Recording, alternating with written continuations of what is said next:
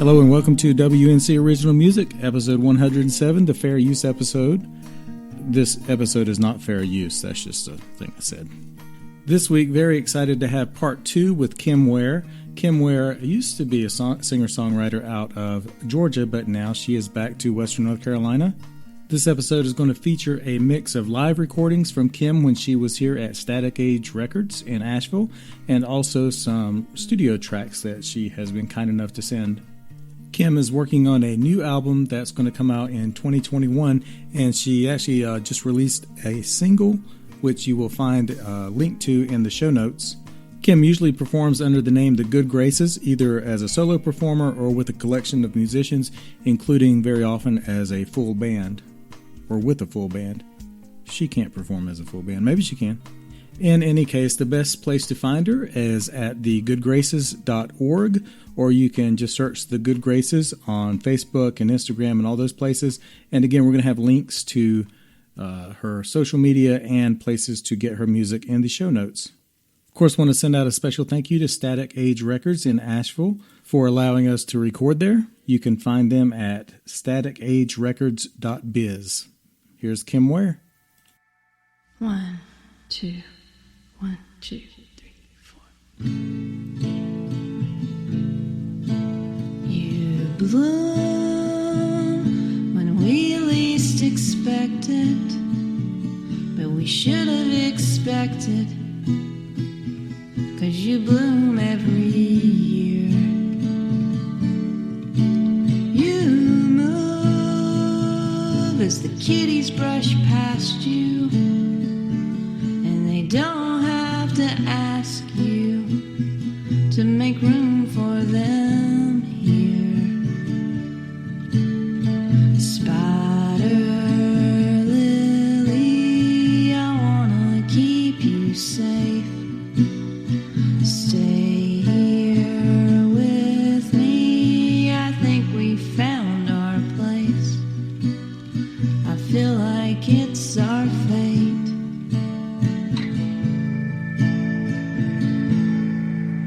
I knew from the day that you picked me that our days would pass quickly, and one day you'd be gone.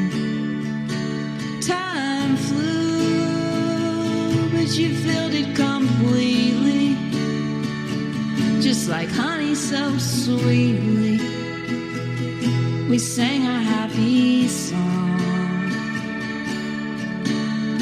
Spider lily, I wanna keep you safe. Stay here with me, I think we found our place. Oh, spider lily, shine your beauty bright. Summer evenings and on through the night, with you it feels so right.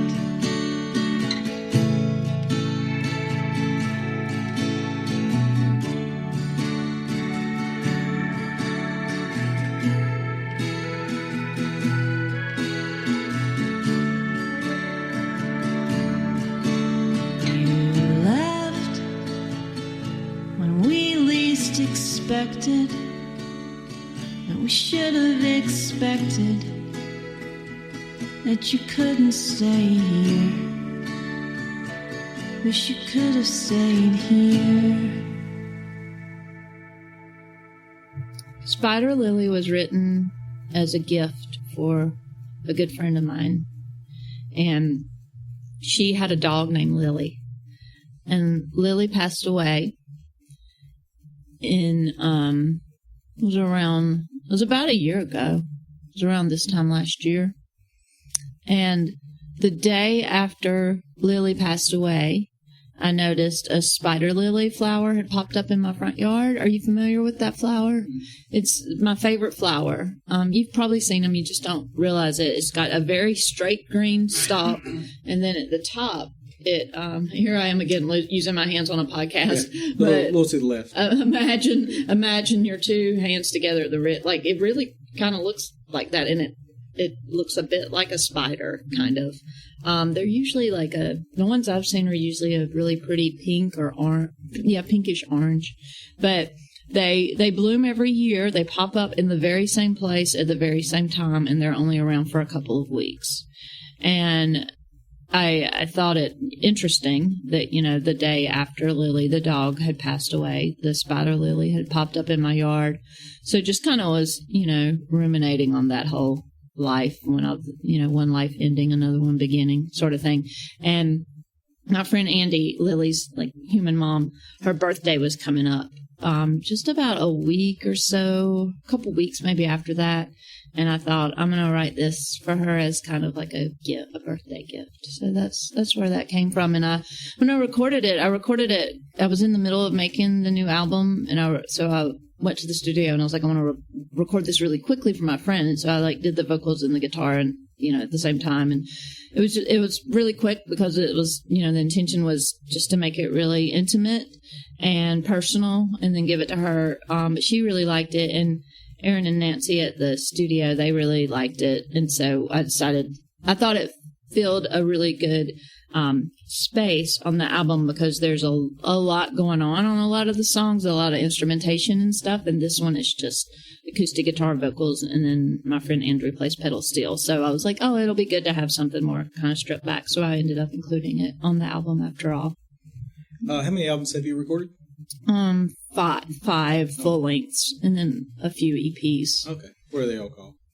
What are they all called? Okay. Let's see, my first name them like your children. First full length was called Sunset Over Saxapahal.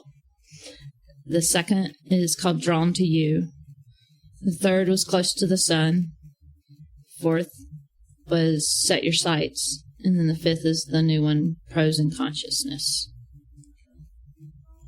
The EPs are called Wildcat Creek and Bring on the Tambourines. Those are all recorded as The Good Graces? Yeah. Okay. Mm-hmm.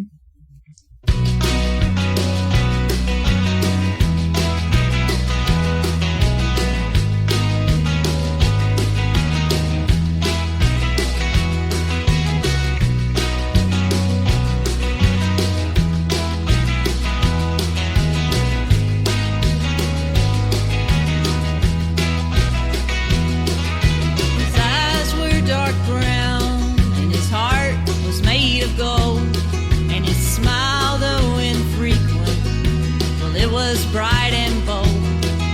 His face was familiar as the day it was long, and it put me at ease like an old country song.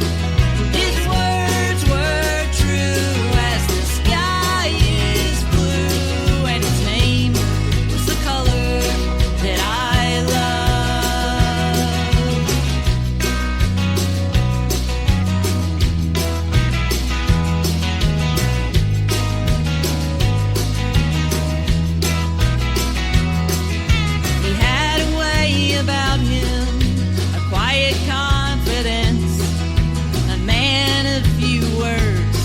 They always made sense. He seemed to understand things even though we never could. And where others might find fault, he only saw the good. His words were true as the sky is blue, and his name was the color that I loved. His words were true as the sky is blue, and his name was the color that I loved. Nothing is certain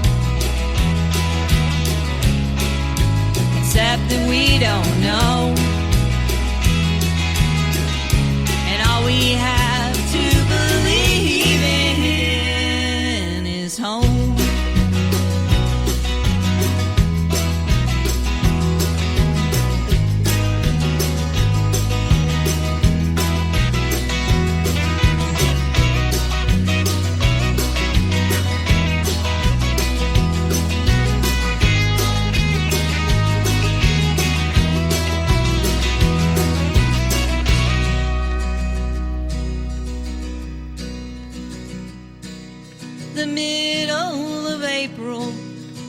late for freezing rain.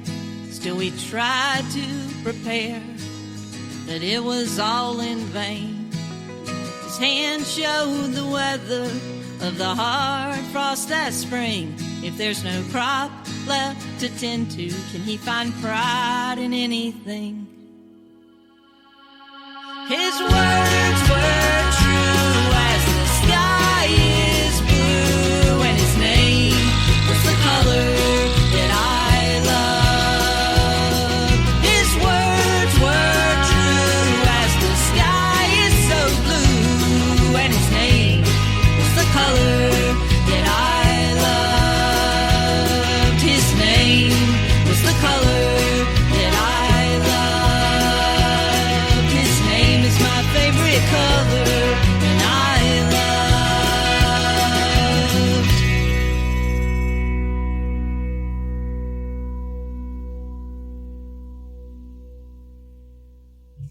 So I'm a member of a group on Facebook called Theme Music. I'm not as active as I used to be, but the premise behind Theme Music is every 2 weeks a new theme is announced, and you can write a song based on the theme, or you can cover someone else's song, that fits the theme.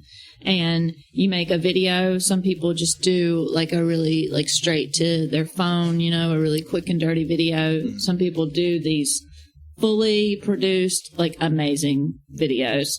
So I've been part of that group for about 4 or 5 years now. And a couple of years ago, for the holidays, we do a Secret Santa for Theme Music. And basically, let's say that you're a member, you would get randomly assigned to pick a song for one song for a different song for 3 people. So you might say, okay, I need to pick a song for Kim to cover, and I need to pick a song for Mark to cover, and I need to pick a song for Fred, whatever, and so you the idea is you think, well, what would I like to hear them do, or whatever, what kind of styles do they typically do, whatever. But then everybody that's participating also throws in 3 fake song made up song titles. Uh-huh. And so basically if you participate in it, then you're obligated to within I think a month at least do one of the songs that was assigned to you, or write something for one of the fake titles. And you can do more than that, and you have an entire year if you want to do all of them. One year I did all of them. A couple years ago I think I maybe just did 1 or 2. One of them was the song that was assigned to me. One of the fake titles was His Name Was the Color That I Loved. And as soon as I saw it, I was like, that needs to be a country song. Uh-huh. It's a great title. It's so evocative. So, at the time I had not really written many songs that weren't breakup songs. Uh-huh. So I was like, oh, what is this going to be? Because it's starting with a title like that. I don't think it's going to be anything that personal. So I kind of crowdsourced the story about it. I asked people to tell me about a person that had a really profound effect on them, but maybe that person was just very unassuming and might not have even realized it, and so I thought maybe if they tell me these stories, that'll start to kind of shape the song. Uh-huh. And it did. And after I wrote the first 2 verses, I realized I was like, this person really sounds a lot like my dad. So I made the 3rd verse very, very specifically about my dad. Was this before he died? Yeah, okay. This was a couple years ago. So it just came out of that group. If I hadn't been assigned that title, probably would not have come up with a title like that. How'd your dad like it? I don't know if he ever heard it. Oh, really? He heard it, but... You didn't send it to him and say, hey, this song... No, he would listen to me practice when I would go, stay with my parents. Mm-hmm. I would often play, my mom would say, Cameron, Kim's going to give us a little concert. And, if I had a show coming up after my visit with them pretty close to that, I would usually play, for my mom, I would just kind of rehearse my set. So I'm sure he heard it, but he passed away back in June. And, I mean, I had written the song, you know, a couple years ago. I no doubt played it for him, but I mean, he had like dementia and stuff. Like, I don't know, you know, it's like, I don't remember him like responding to it or anything. Talk a little bit about the Good Graces, what the Good Graces is. It's a band, it's a lifestyle, it's all of those things. Floor wax. No, I mean, when I started writing songs, I was a drummer for years. And when I started writing songs, it was back in the MySpace days. It was around 2006 when I picked up a guitar and first started just fooling around with it, making songs. And that was what you did. If you made music, you had a MySpace page. Mm-hmm.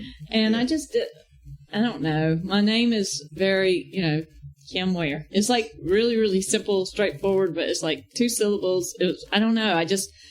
I felt like I wanted to give it a name, that not instead of just my name. Right. And also, I mean, it kind of started out as sort of this like fun little side project for me to just do, like this little kind of bedroom pop thing, you know? And so that was the name that I gave it. And when I came up with it, my grandmother, her name is Grace. She's not around anymore, but she was a wonderful, wonderful, sweet lady that did so much for me. And so I thought of it kind of in tribute to her.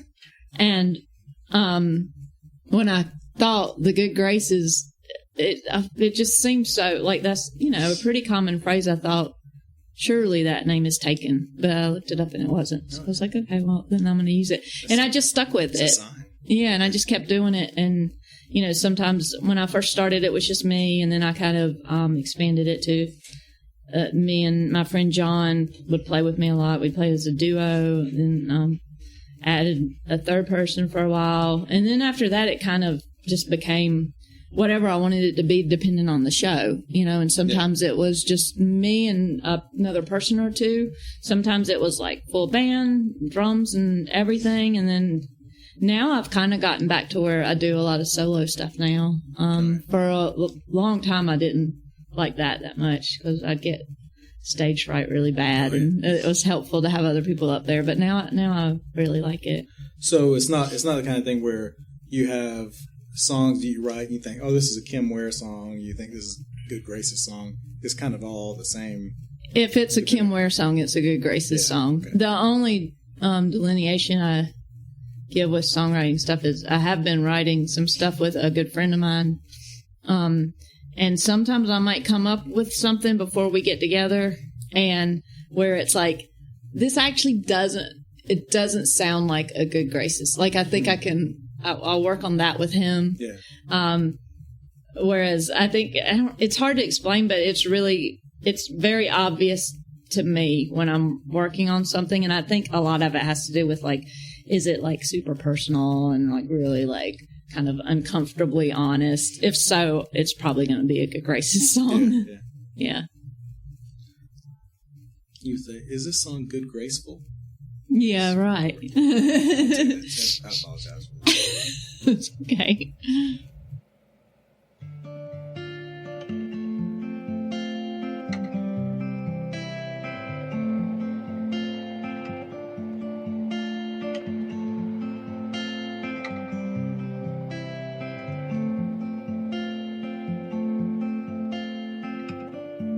I'm making up a new story to tell, with a happier ending and a plot twist I can sell. I'm making up a new love song to sing, where the guy gets the girl and she is his everything. Well, I know on the outside it seems I've got my shit together, but the truth is on the inside. Well, I could be doing better.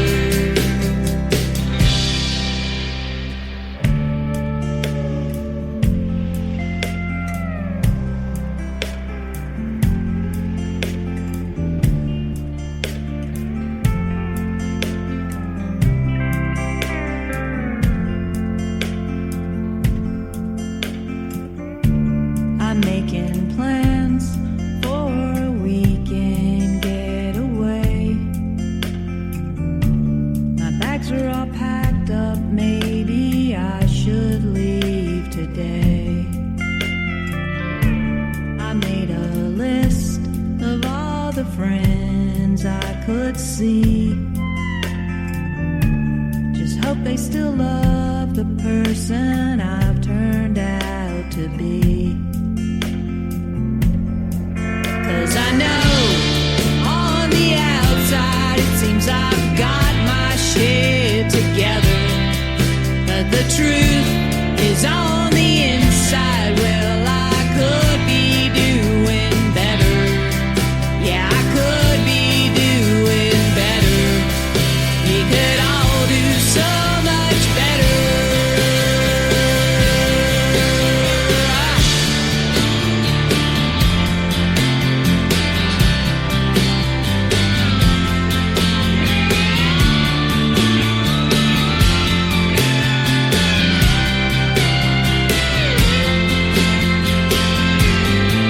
Yeah, I know on the outside it seems I've got my shit together, but the truth is on the inside. Well, I could be doing better.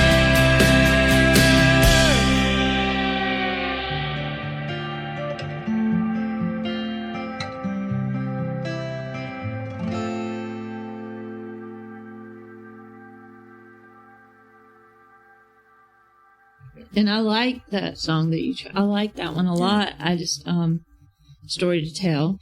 I haven't been playing that one live as much when I play solo. Oh, yeah. It's kind of more of a full band song to me, I think. I like that song. Thank you. Can I love use it. it in the podcast? Of course. I love the way Let's the talk about it recording real quick. turned out. I almost didn't put it on the record because it is kind of different. It's kind of an outlier, but also we're worried that it might be a little kind of like not woe is me, but it's just really, really raw and personal, and I tend to go there so much anyway that I was like, I don't know about this one.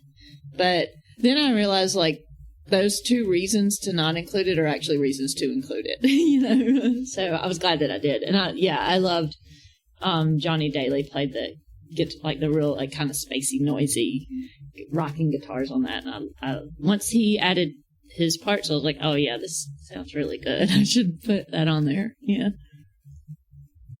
Do you do any impressions of people? My dad. Oh, yeah? Oh, let's hear it. Nobody knows. I'm like, me and a friend. Sometimes those are the best impressions. Yeah. Sometimes they're not. I mean, sometimes it's just like so subtle. My mom and my dad, those are the only impressions I do, I think. All right, let's hear it. So, oh gosh. Yeah, my dad had a lot of funny catchphrases because he was like he was pretty serious, but occasionally he would just drop this one-liner from out of nowhere.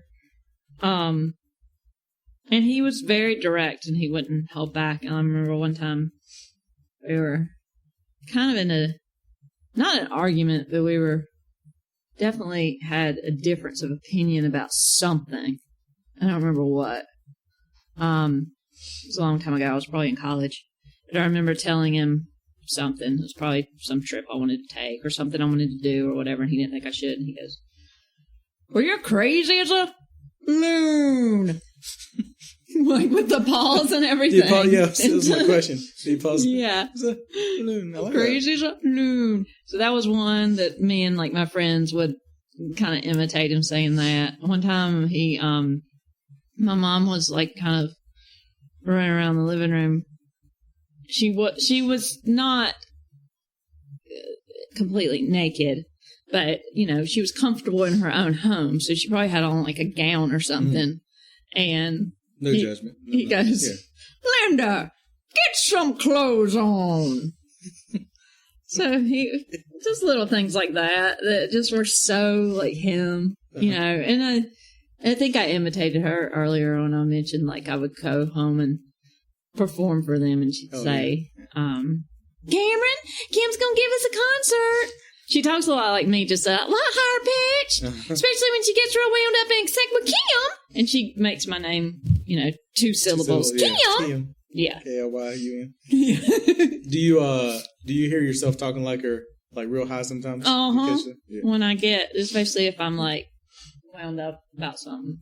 Is there anybody that you're good at when you sing sounding like? I don't know. I mean, I don't try to sound like anyone, but there have been times that people have mentioned like Liz Phair and Lucinda Williams. I love both of them. But I don't know that I sound like anybody in particular. I think I might deliver certain lines, maybe that might remind somebody of someone else from time to time, but I like to think I'm trying to just get better at sounding like me, but yeah.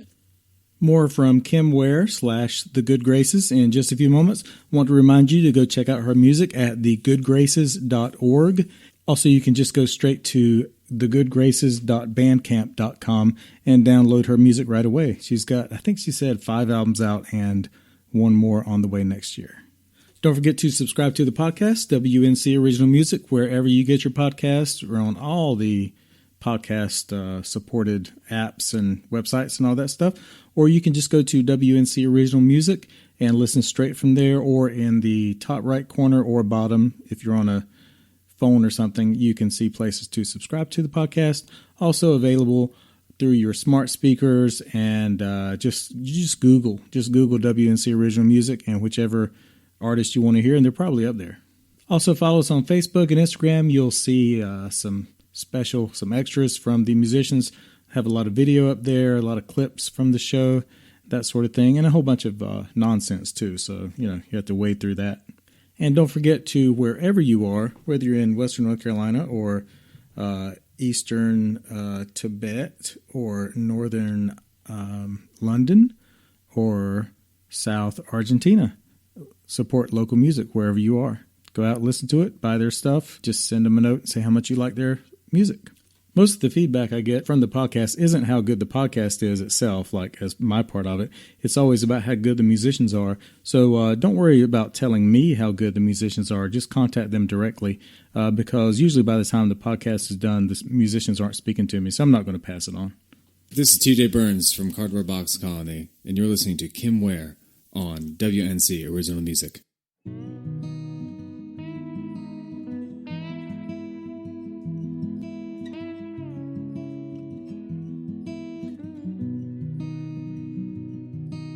I'm planning a rabbit tattoo, something to remind me of you. I just have to find the right place to reflect your style and your grace. It don't have to be in color, you were so black and white. Maybe I should think it over, give it at least a year. Time for my head to clear, as if that's possible. It seems impossible.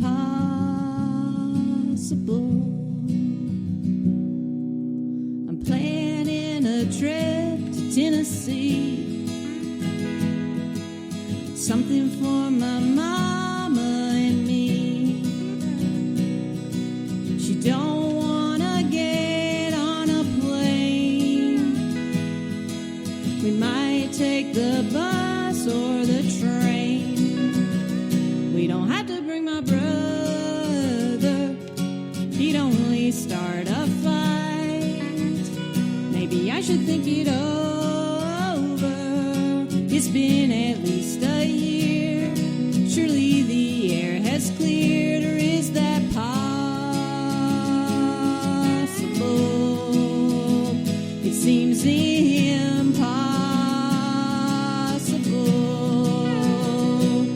'cause grief takes up all the space in my suitcase these days.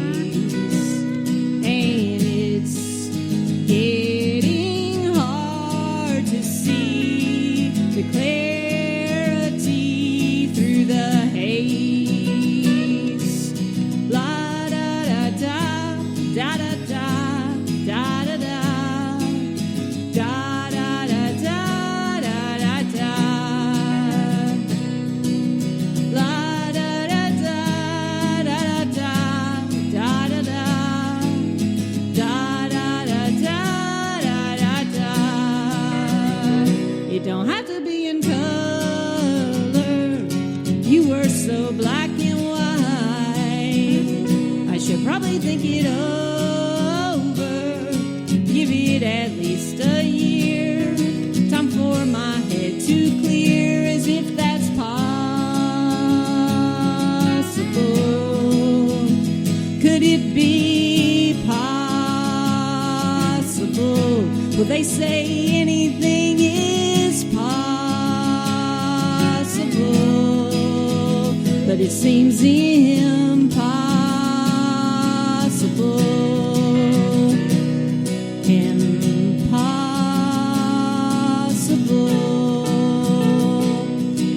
I don't need no rabbit tattoo. I'll always remember you. Rabbit tattoo is brand new. I mentioned that my dad passed away in June, and when he did, like that morning, I needed to go tell his sister, my aunt, and I didn't want to call her. Like, I wanted to go tell her, and I was worried that she would wake up and then come to the house before I've had a chance to tell her, and I didn't know if she would want to come and see him or not, you know. So I drove over. It was just probably about a mile and a half from my parents' house. I drove over to tell her.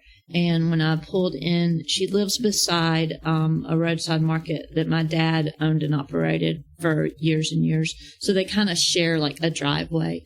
So I turned into like the market, and then I saw her in her car, and it looked like she was leaving. And I was like, oh gosh, I got to hurry and catch her. And fortunately, I called her, and it ended up she wasn't leaving just yet. She was just driving her car to the mailbox to get her mail. And so I told her, you know, about my dad, and I asked her if she wanted to come to the house, you know, and see him, and she did.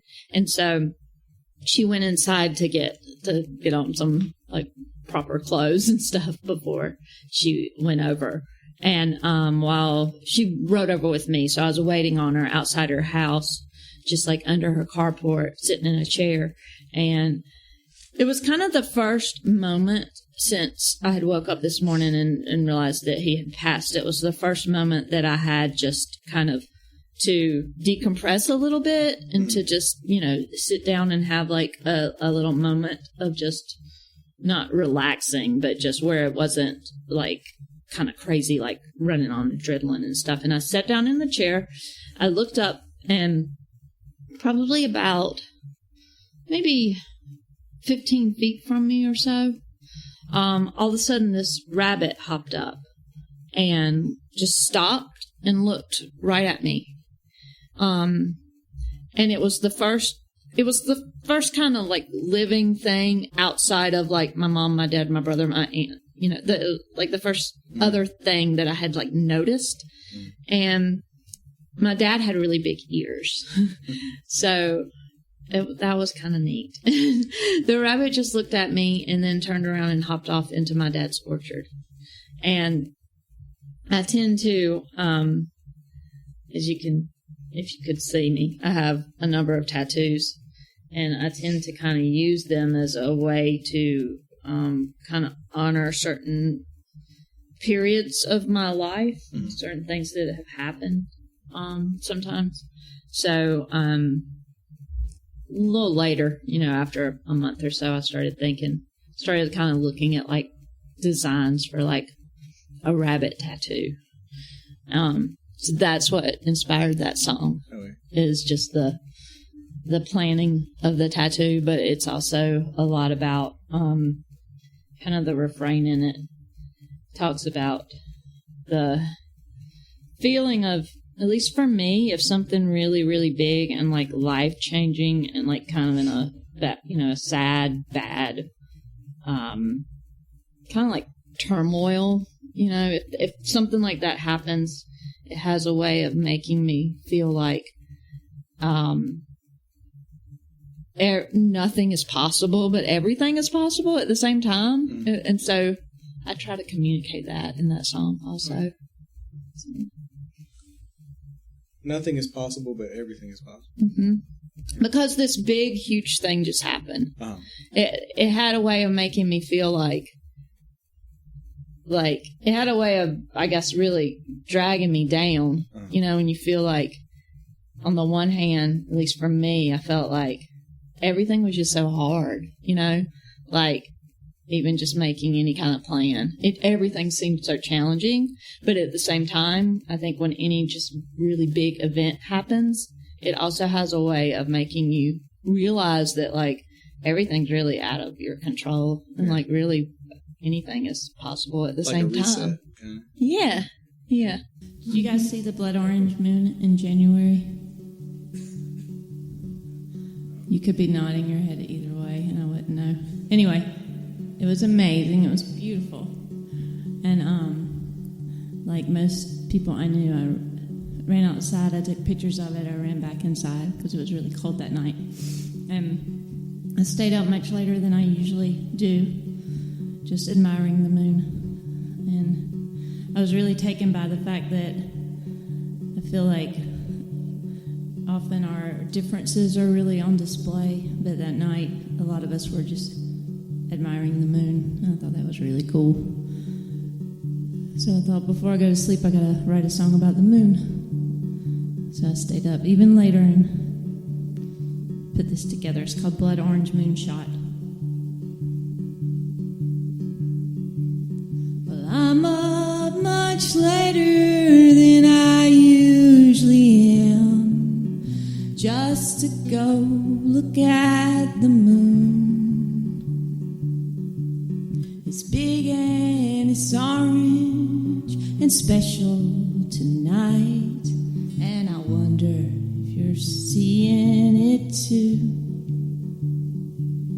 I go out in the cold, then I run back inside as soon as I get a good look. I try not to wake up the dogs or the cats. I admire the pictures I took. Well, I don't get out much this winter, it seems. My friends ask if I feel okay. I just nod my head and I make a dumb joke. I don't know what else I should say. But nights like tonight I feel better somehow. It seems like maybe we're the same, with nothing to prove and no one to let down, and no fear of taking the blame. So let's lay our heads in our separate beds. Tomorrow is coming too soon. Go about your day in your own special way, and know that I saw the same moon. Just know that we saw the same moon.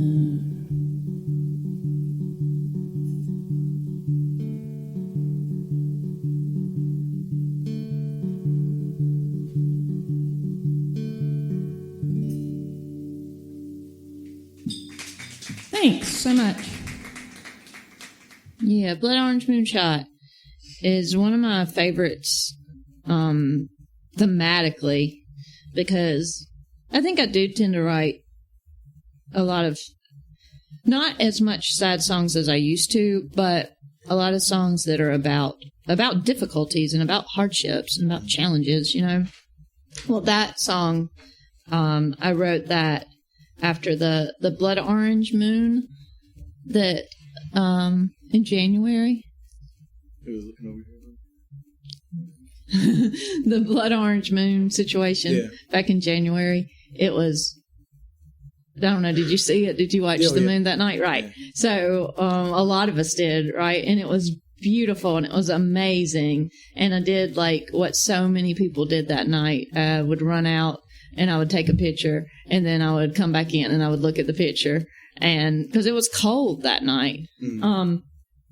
And so I think the whole thing ended at about 12:30, and then I was going to go back to bed, but I thought that was so beautiful, and I loved like just watching like social media and seeing everybody talking about it and posting stuff about it, and I felt such a deep connection to people, and I felt like that was so friggin' awesome because I think it was unifying. Yeah. Yes, and like it, you know, it seems like our differences right now are so like on display, you know, and it feels like we're really divided in a lot of ways, and that night it didn't.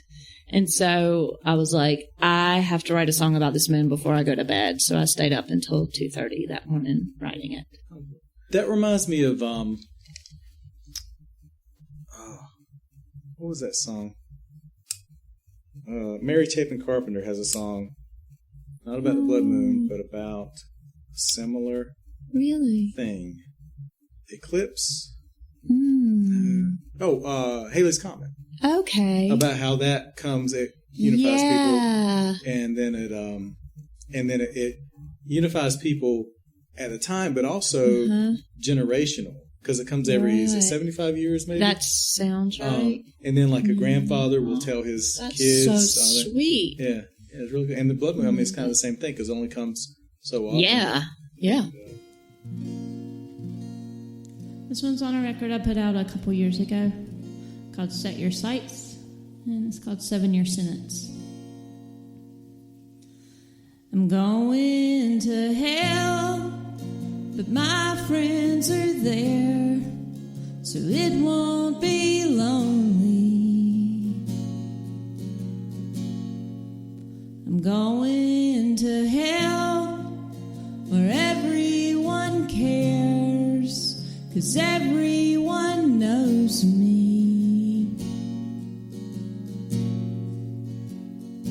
Well, I'm trying to make sense of all the consequences of burning down bridges and fences we mended. I spent the last 7 years just pretending I'm not gonna break your heart. I'll see you in hell, but just walk away. Pretend you don't see me. The stories we'll tell to get through the day, to mask all our grieving.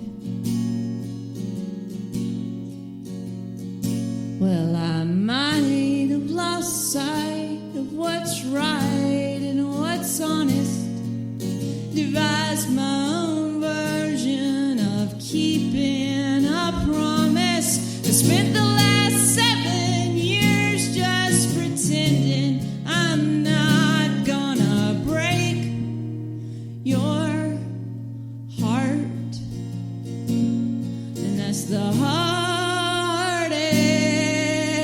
part. I'm going to hell, but my friends are there, so it won't be lonely.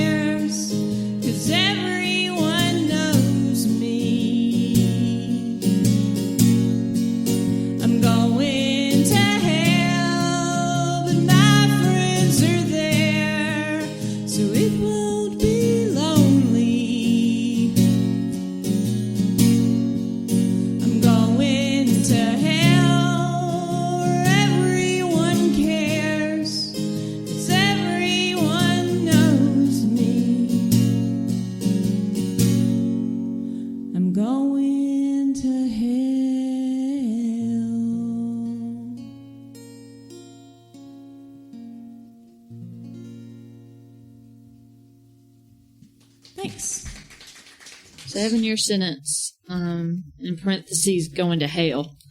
When I first wrote it, I called it Going to Hell. But Going yeah. to Hayell. Yes. Hell. Yeah, like Kim. Right. Yeah. But yeah, that was on my last album, on the Set Your Sights album. And I wrote that for the Facebook group that I mentioned, theme music. I wrote it very last minute. It was like near the end of the 2 weeks. The theme was Heaven or Hell.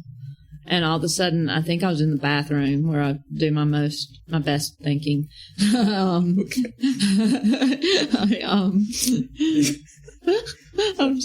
was in the I bathroom. didn't know how that sentence was going to end.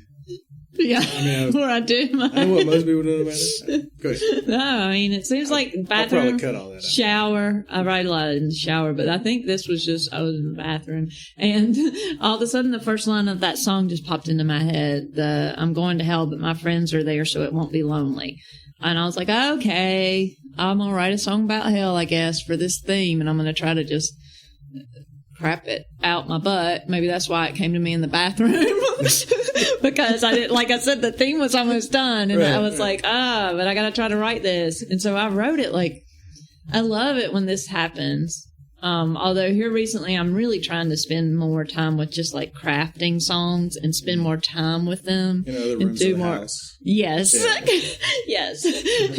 Not just bathroom songs. Right. So, yeah. And editing them. I should probably edit myself, talking on this podcast. Too late. This is going out loud. But at the same time, when you write a song and it just drops in your brain like that, you know, and it that song, I probably wrote it in 15 or 20 minutes and it was done.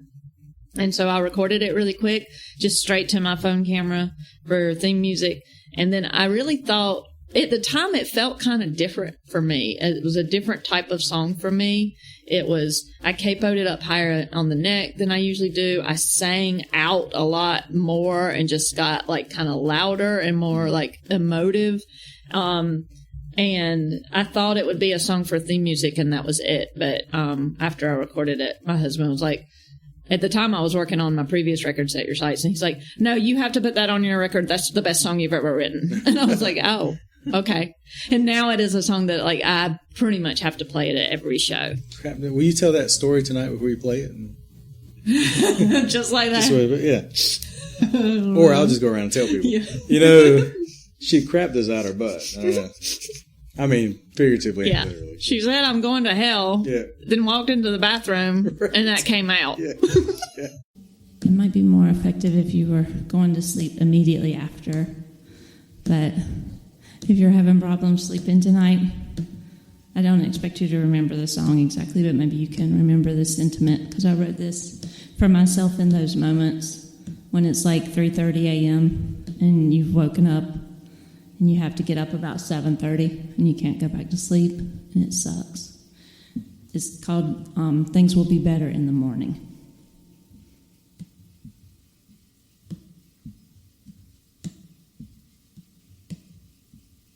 Well, I've been awake since 1:45, and I've counted sheep of every color and hue, but each time I think that I know what to do, a new list of worries appears.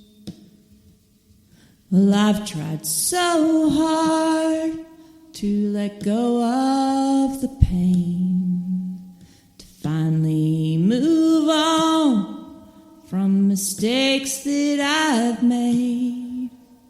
But each time I think that my debts have been paid, that old stack of bills reappears. Things might get broken before they get fixed. We might even miss it when it's over. With my heart on my sleeve, I'll pretend to believe things will be better in the morning. Things will be better in the morning. Well, I hope tonight when you turn out the light, your conscience is clear and your wrongs have their rights. But if you don't know when to run or to fight, I hope that these words ease your fears. Things might get broken before they get fixed, and we might even miss it when it's over. With my heart on my sleeve, I'll pretend to believe things will be better in the morning. With my heart on my sleeve, I've just got to believe things will be better in the morning. Things will be better in the morning. It's got to be better in the morning.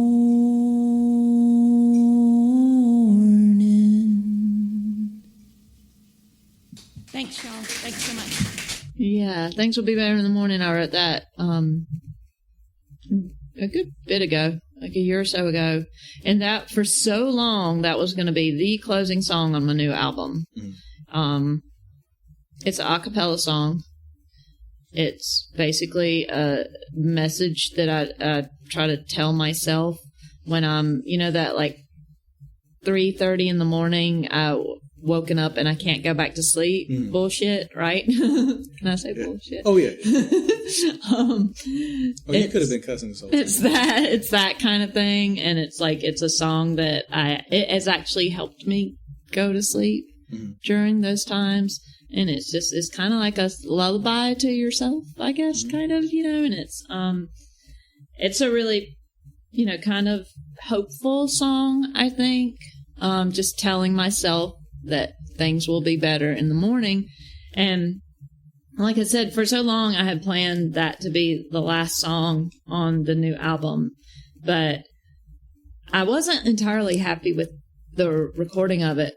And then at the same time, I wrote Blood Orange Moonshot, which occupies a very similar space to Things Will Be Better in the Morning. So when I wrote Blood Orange, I decided, that actually needs to be the last song on the album, and I'll save Things Will Be Better for something else.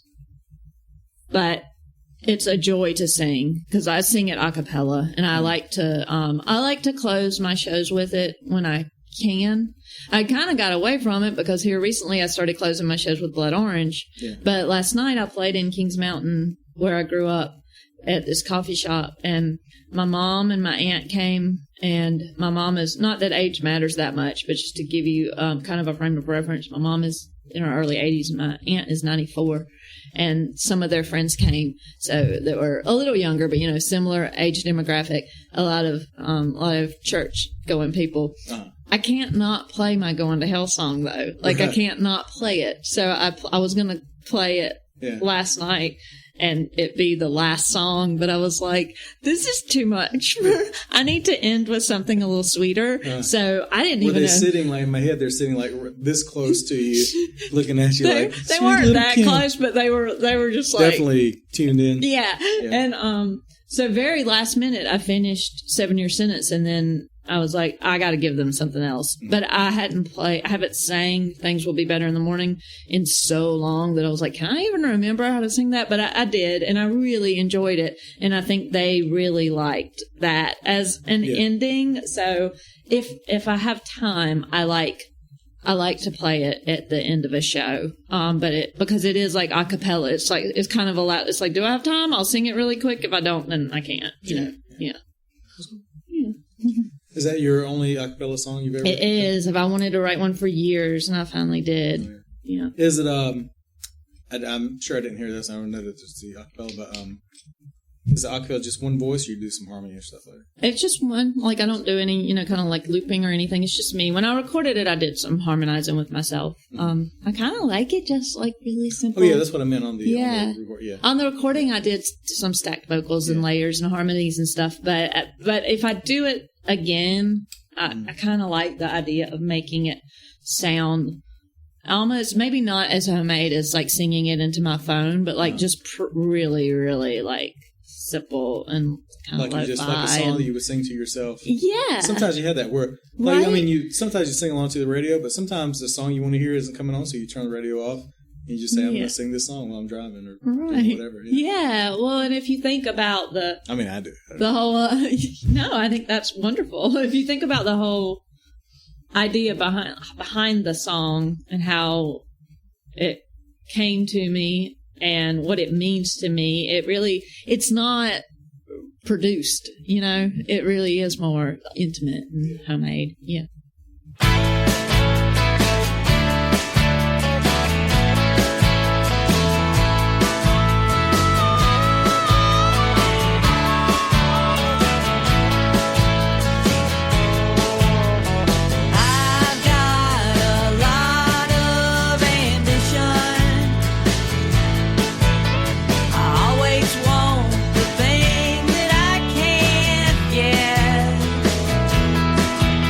But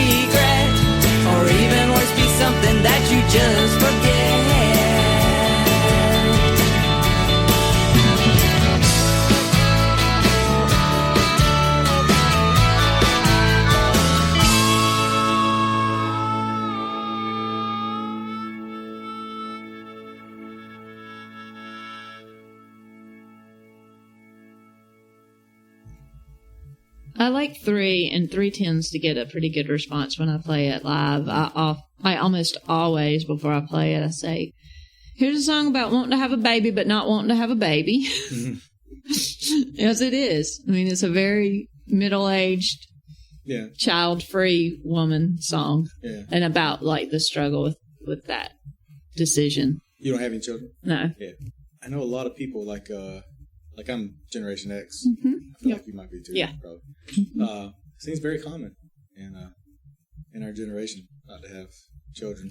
Yeah, I mean. And also to kind of, this is the time when you think about, was it the right decision? Oh, for sure. Yeah. So that song is all about that. Yeah, that back and forth. Yeah. And that, like, for me, it's always been like, I'm afraid I might regret that, but I don't feel like that's a good enough reason to do it. Yeah. You know? Just sit on your hands if that's what it takes not to touch me. I'll cover my lips, 'cause that makes it harder to kiss your mouth. Take out my brain, maybe that way I'll stop thinking things that I'm thinking about. And put on your coat, 'cause I think it's gonna get cold, dear. I won't sit too close, don't wanna pretend I can keep you warm. Take out my heart, these feelings, they just don't belong here. They'll only stir up the storm.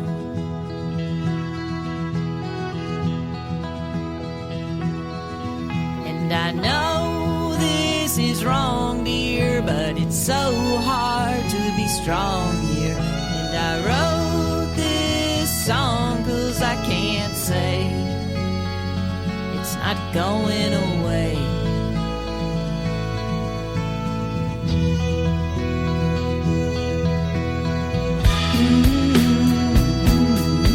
Here's the solo.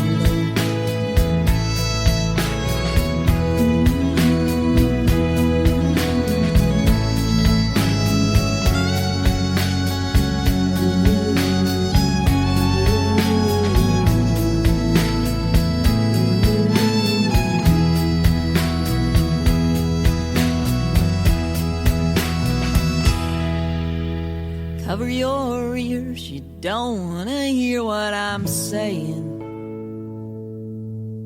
And I'll close my eyes, I don't want to see how you look at me. If I don't go to sleep, maybe I'll finally stop dreaming of things I know will never be.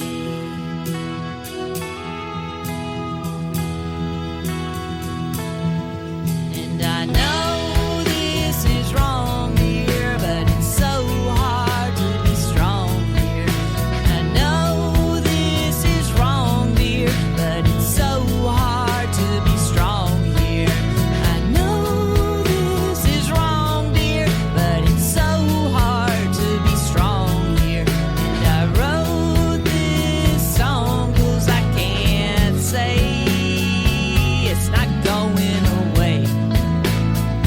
I fall deeper each day.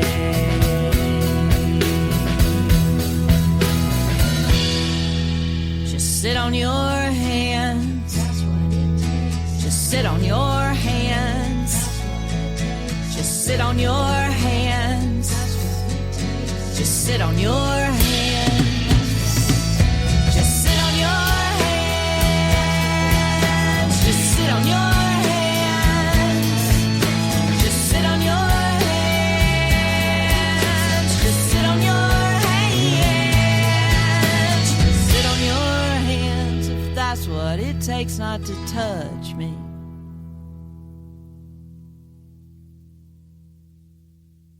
That's all.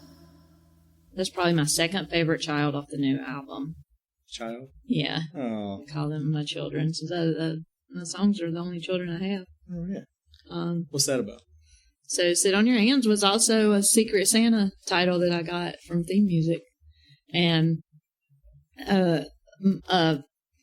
woman who happens to be a mother, she gave me that title. And I think she was probably thinking of it as like something you would tell a kid, maybe, if they can't keep their hands to themselves or whatever. That's what they used to tell us in church. Really? Sit on your hands. Yeah. So, but I took it to be like a song about, like, if that point in time where two people, they really, really like each other, but maybe there's some reason they can't be together. Like maybe they're really good friends and they don't want to mess that up. Or maybe one of them is attached to another, whatever it is. It's also really fun. Like that's a really fun time where you're like really crushing on somebody, and it's like you're not supposed to go there with this person, but both of you want to. I think that's important to note because some people need to be reminded, hey, you can't touch people that don't want to be touched. Right. But in this particular song, both people really, they want to go there, but there's some reason that they can't. Yeah. Do you believe in ghosts?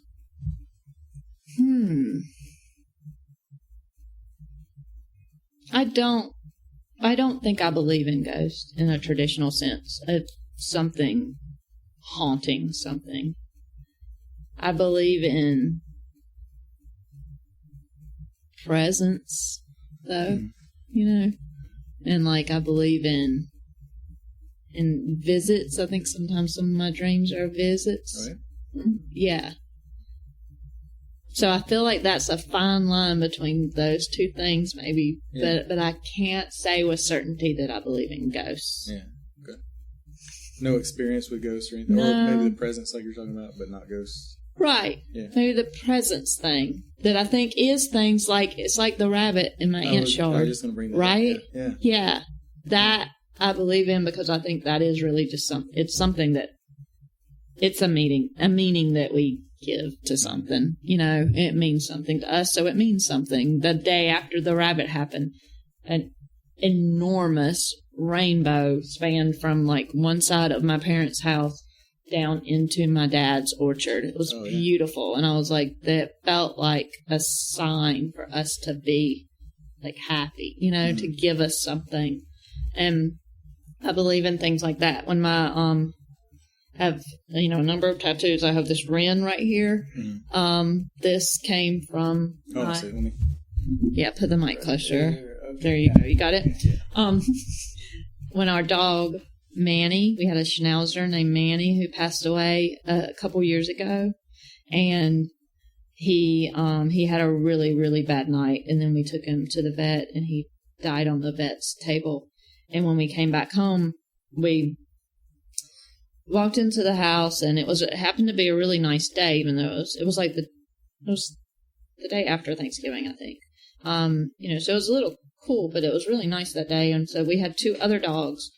We came home and we kind of didn't know what to do with ourselves, so we took our two other dogs for a walk. And then when we came back in from taking them for a walk, we walked inside the house, and the house was basically empty. Our two cats were somewhere, but the living room was empty. And I walked in and I thought to myself, it's going to be really weird to walk into this house and Manny not jump off the couch and run towards me. And I'm thinking that thought, and as I'm thinking that thought, a bird flew by my head into our dining room in the house. And it's like, what was that?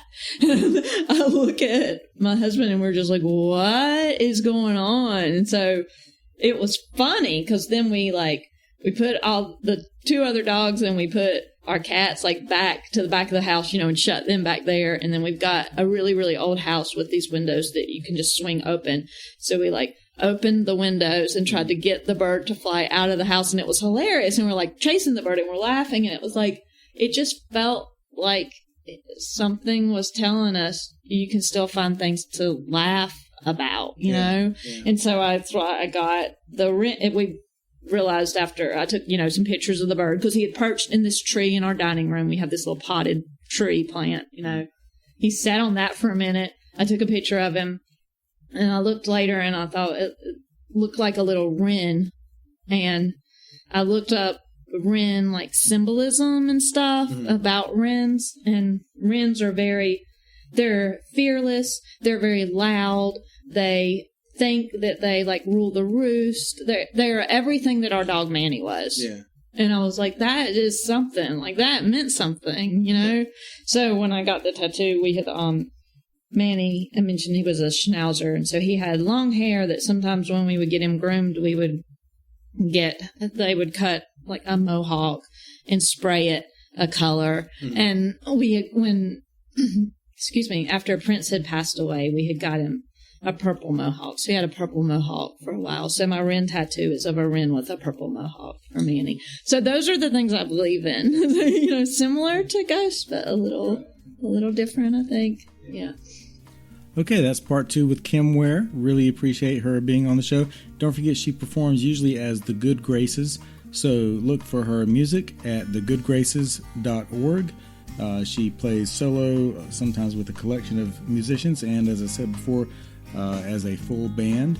She's got quite a few recordings and another one on the way this year. So check the show notes for where to find Kim so you can keep up with when that new album comes out. Don't forget to subscribe to the podcast wherever you get your podcasts, WNC Original Music, or go to WNCOriginalmusic.com for directions on where to go to subscribe to stuff or to listen to the shows individually right away. For our closing song tonight, a special song from 40 Mile Detour. It's a special song because I really like it, and this is a song I asked them for versus having them send me one, so I really appreciate that. And also that they sent me one kind of last minute because the one I was planning on, for undisclosed reasons, could not be used. So thanks again to 40 Mile Detour for doing that for me. You can find them at 40miledetourmusic.com and also on Facebook, Instagram, and Twitter. We'll have those links in the show notes. They are an Americana band, and they draw their inspiration also from blues, rock and roll, folk, and bluegrass. Here are 40 Mile Detour. Have a good week.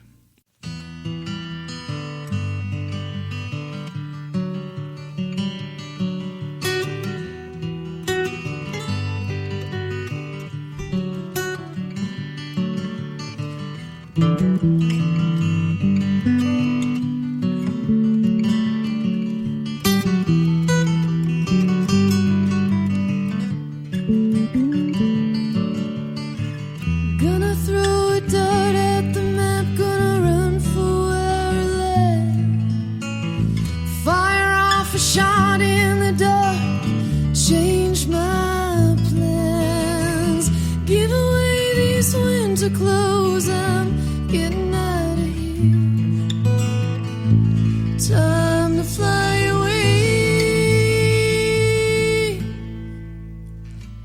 I can hear the winter birds, they sing without a sound.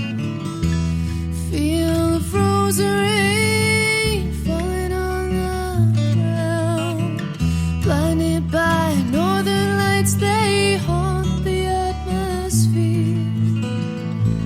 Time to fly away.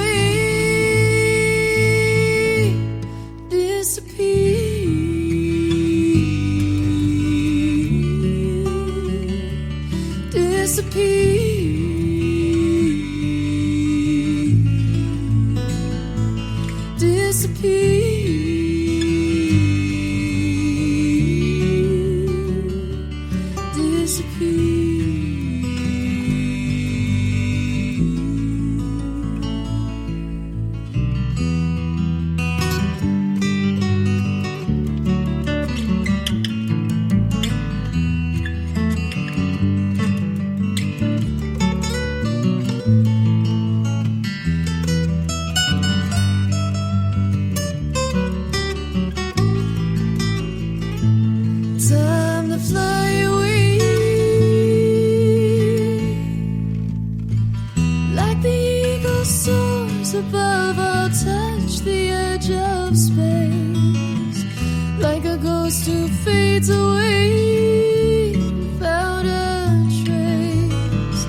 In the distance, listen close, the only sound you hear. Time to fly away.